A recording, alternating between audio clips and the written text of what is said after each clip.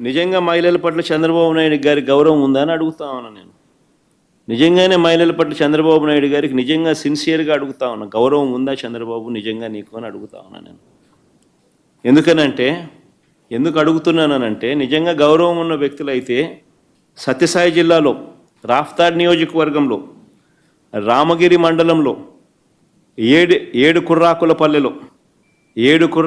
గ్రామంలో 9వ తరగతి చదువుతా ఉన్న దళిత పాప, 9వ తరగతి చదువుతా ఉన్న దళిత చిన్నారిని, దళిత బాలికను టీడీపీ వాళ్ళు 14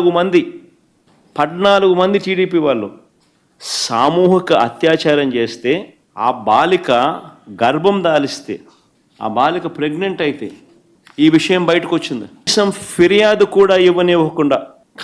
ఫిర్యాదు కూడా ఇవ్వనివ్వకుండా టీడీపీ వాళ్ళు భయపెట్టిన మాట వాస్తవం కాదా అని అడుగుతా ఉన్నా. ఆ పాపకు పాపం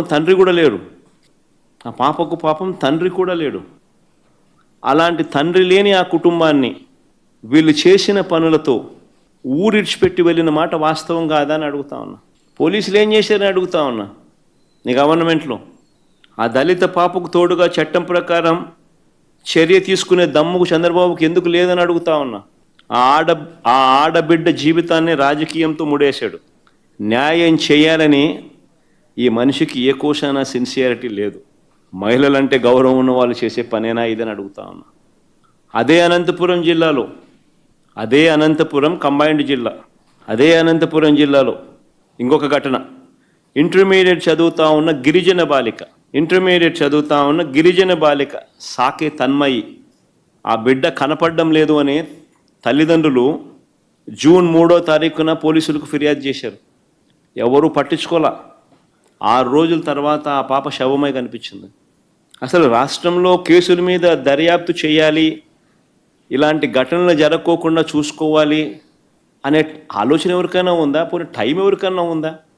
ఎంతసేపు రెడ్ బుక్, ఎంతసేపు వీళ్ళని నిరికించాలా అని తాపత్రయము.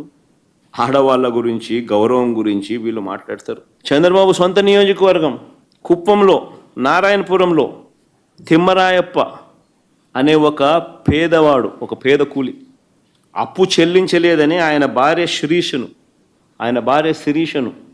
చెట్టుకు కట్టేసినారు తెలుగుదేశం పార్టీకి సంబంధించిన కార్యకర్తలు.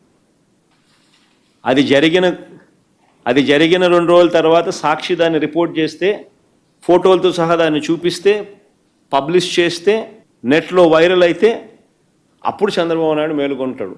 కుప్పం కదా, వైరల్ అవుతూ ఉంది, సోషల్ మీడియాలో కూడా ఫోటోలతో సహా బయటకు వస్తూ ఉంది అని అప్పుడు ఒక 5 లక్షలు డిక్లేర్ చేస్తాడు. ఈ మనిషి ఆడవాళ్ళ గౌరవం గురించి మాట్లాడతాడు. ఎన్నికలకు ముందు సూపర్ 6 అన్నాడు, ఎన్నికలకు ముందు సూపర్ 7 అన్నాడు. అధికారంలోకి వచ్చిన తర్వాత అదే ఆడవాళ్ళను వెన్నుపోటు పొడిచాడు. ఈ మనిషి ఆడవాళ్ళ గౌరవం గురించి మాట్లాడేది. ఆ కుటుంబంలో ఉండే ప్రతి అక్క చెల్లెమ్మ తన కాళ్ళ మీద తాను నిలబడగలిగే పరిస్థితి రావాలి. ప్రతి కుటుంబంలోనూ అక్క చెల్లెమ్మలను దేవతల్లా చూసుకునే పరిస్థితి రావాలి అని చెప్పి ఆరాటపడింది మేము. వారి ఆర్థిక పెరుగుదల కోసం, ఎదుగుదల కోసం ఏకంగా 1,89,000 కోట్లు డీబీటీగా 19 పథకాల ద్వారా నేరుగా అక్క చెల్లెమ్మలకి ఇచ్చాం.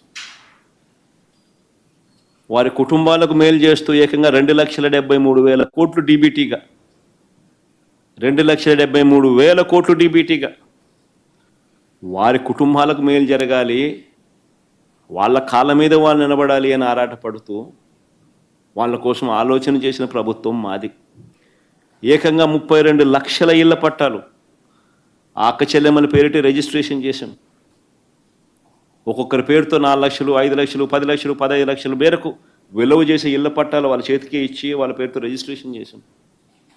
ఆ 32 లక్షల ఇళ్ల పట్టాల్లో 22 లక్షల ఇల్లు మంజూరు చేసి 10 లక్షల ఇల్లులు కట్టించడం కూడా అయింది. మిగతాటివి కూడా వేగంగా మేము ఉన్న టైంలోనే పనులు జరుగుతూ ఉన్నాయి.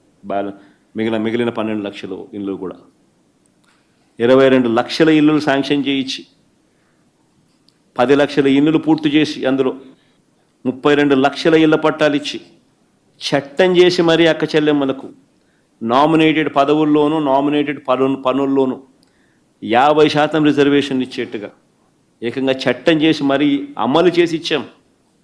ఇంతకుముందు లేదు. ఎప్పుడు చట్టం చేసి మరీ 50% పదవులు నామినేషన్ పదవుల్లోనూ మహిళలకు ఇచ్చింది మా ప్రభుత్వంలోనే.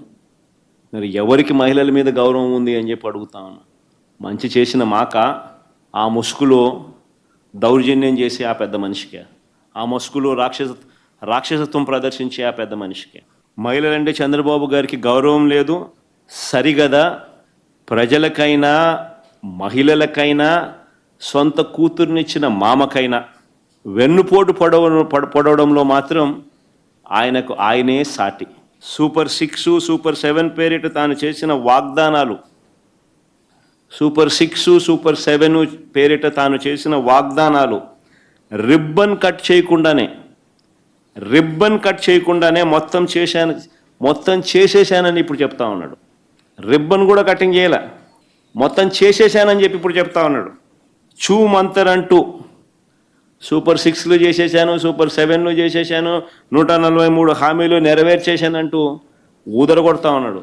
ఆయన ఎల్లో మీడియా, ఆయన సోషల్ మీడియా అబద్ధాలను ప్రమోట్ చేస్తూ ఎవరైనా సూపర్ 6 ఏమైంది అని అడిగితే, ఎవరైనా సూపర్ 7 ఏమైంది అని అడిగితే వారి నాలుక మందం అంటాడు అని బెదిరిస్తాడు. మళ్ళీ అది కూడా ఎవరైనా అడిగితే కూడా నీ నాలుక మందం అని ముందే బెదిరిస్తూ ఉన్నాడు.